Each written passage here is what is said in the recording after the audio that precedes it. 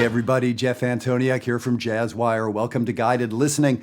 So we're going to listen to a really classic recording of Miles Davis playing the Sonny Rollins tune Oleo. This is off the Prestige album Relaxin'. And of course, this is the quintet with John Coltrane, Red Garland on piano, Philly Joe Jones on drums, Paul Chambers on the bass. It was recorded in 1956, I think it was, maybe released in 57. This saxophone was released in 1957. My Eastman's in the shop right now, so I dug out my old Mark VI. And I think there's every chance Coltrane was playing, I'm making this up. It's possible Coltrane was playing this horn on the recording.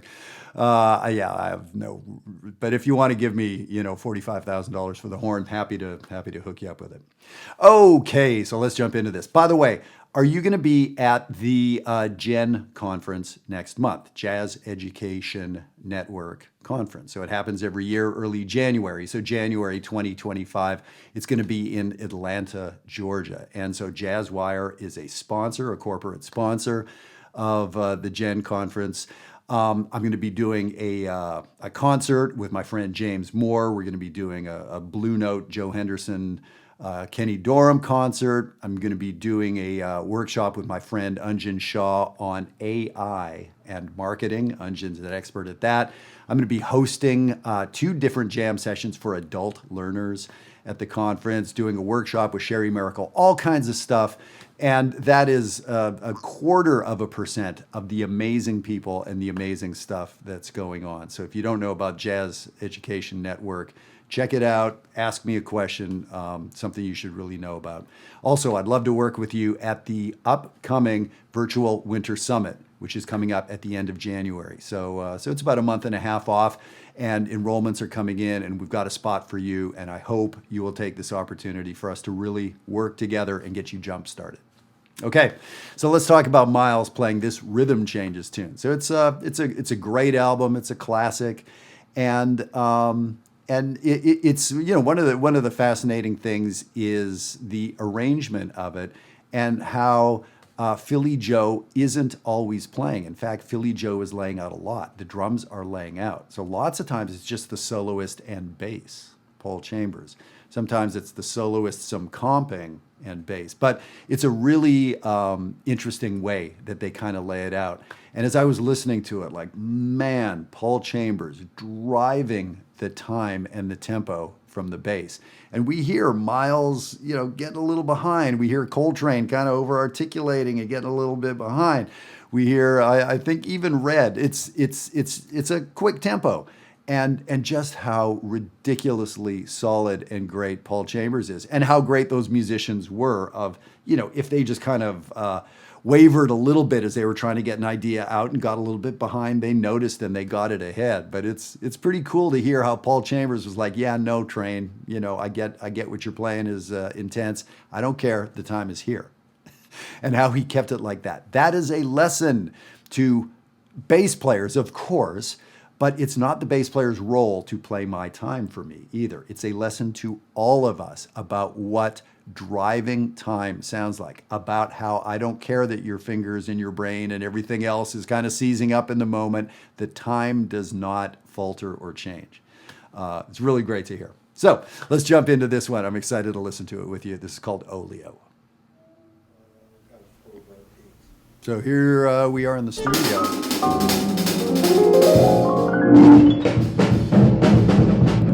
Getting ready for a take. And I'm guessing that's Rudy Van Gelder's voice. Just like we do. Yeah, watch the tempo. And there's Miles, right? And what did he say there? Watch the tempo? Let's listen. Just like we do. Yeah, watch the tempo. Watch the tempo, I think he said. Let's keep it up then. Let's keep it up then. Huh?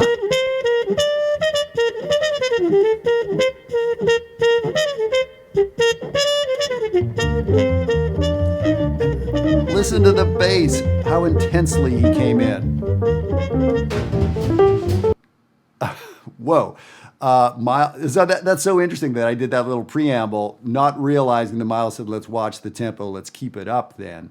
He counts it off, or he comes in playing, and Paul Chambers is like, yeah, man, here it is. And we can hear Philly Joe and Miles a little bit behind him. Let's check that out.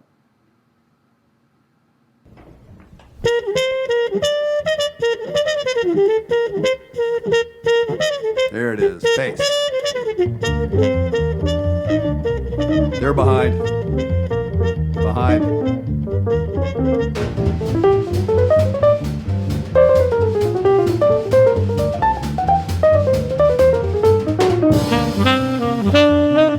Train is behind.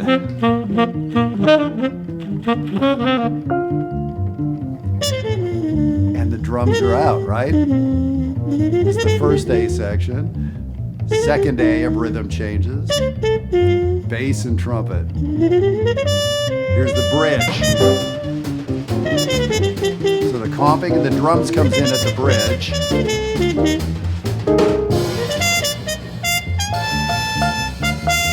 And that rhythm they play in the last A section. Second chorus. So this is interesting, how many eighth notes Miles is playing now and how melodic his first chorus was. So he built from the first chorus to the second chorus. Great. And now this template, the drums coming in at the bridge, and now they do that every last A section. And so Miles is out.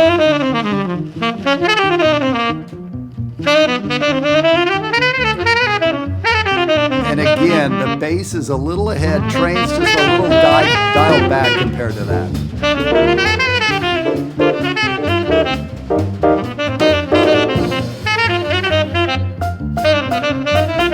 And there's that rhythm again.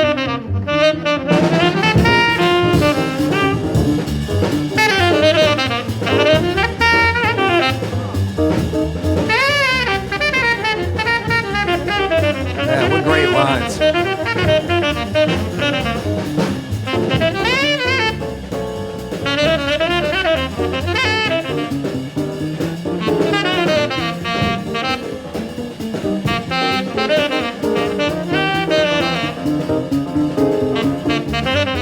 So Train's playing a longer solo than Miles by double.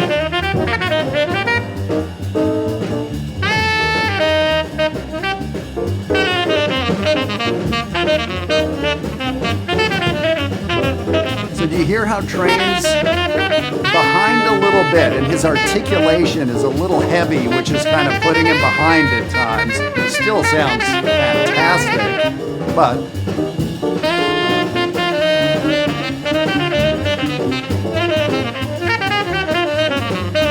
woo.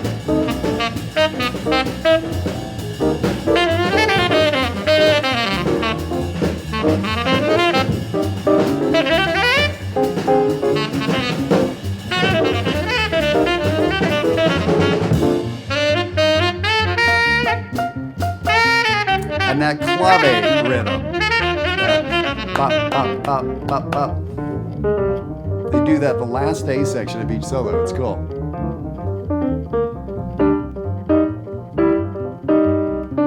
And again, Paul Chambers just driving. And now bridge, and Philly Joe's in. And now he's out. And rhythm again. So Philly Joe is only playing 1 out of 4 sections on many of these solos, right? Not playing the first A, not playing the second A, not playing the last A, only playing the third 8-measure section.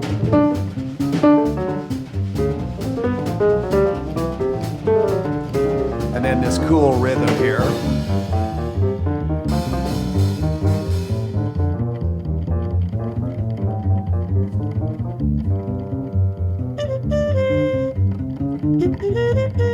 And so Miles comes in, taking a second solo. He played a short 2-chorus solo at the beginning. So he comes in playing a little bit more. That real classic Miles line. You're gonna learn a Miles lick that conjures up the sound of Miles.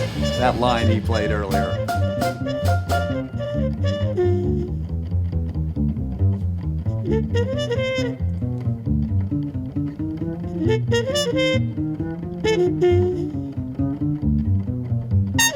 And that amount of space that Miles is leaving, that's kind of scary to do in a fast tune. It's most of us tend to play a lot / too much to keep with the pace. For him to be able to be out that long, it's a big deal. It's not easy to do. And of course, that's Miles' sound.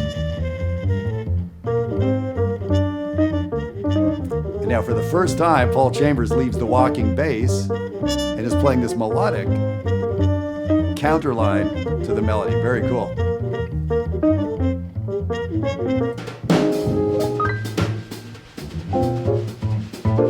And Paul solos over the bridge on the way out. There's no composed bridge to this song, Oleo.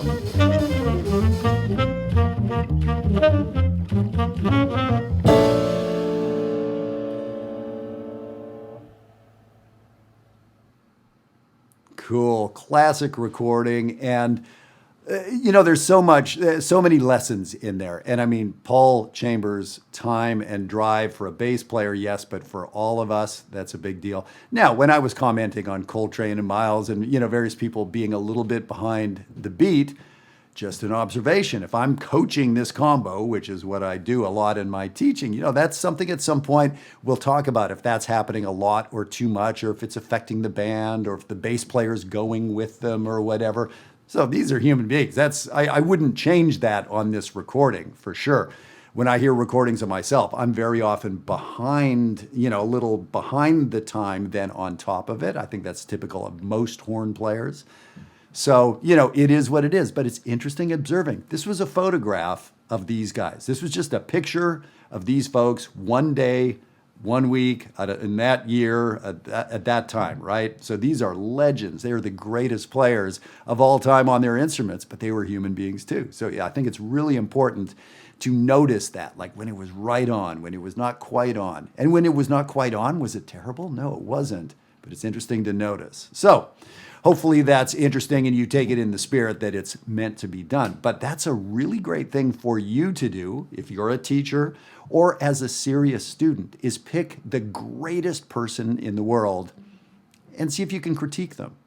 It's a crazy exercise, but it's kind of important for you to be able to listen in and get past the aura and everything that is Miles or Coltrane or whatever, and understand that they were human beings in the moment.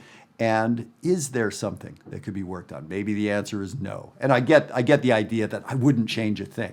I wouldn't change a thing, but it's a great exercise. Give it a try. All right, so yeah, Oleo, that's a classic rhythm changes bass song that we all need to know. We all do know if you're playing jazz or going to jam sessions. And by the way, if you're here on the East Coast, I run a jam session the third Thursday of every month. So that's actually...